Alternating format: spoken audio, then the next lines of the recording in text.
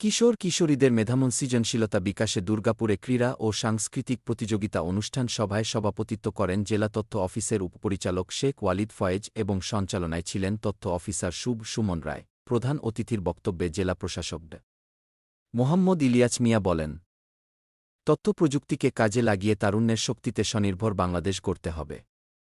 দেশের প্রতিটি নাগরিকের উচিত নিজ নিজ জায়গা থেকে দেশের কল্যাণে অবদান রাখেন। মোহাম্মদ শাহিন আলম, সুনামগঞ্জ প্রতিনিধি। আমরা কিন্তু এই অবস্থায় থাকতাম না, আমরা ঘুরে দাঁড়ানোর জন্য একটা সেকেন্ড চান্স পেয়েছি। আমার বিশ্বাস যে এটা যদি আমরা ব্যর্থ করি তাহলে পরে যে ধরনের অবস্থার মধ্যে দিয়ে দেশ গেছে আর একটা এরকম একটা ঘটনা ঘটার জন্য অভ্যুত্থান ঘটার জন্য সুযোগ তৈরি করার জন্য সময় দেওয়া হবে।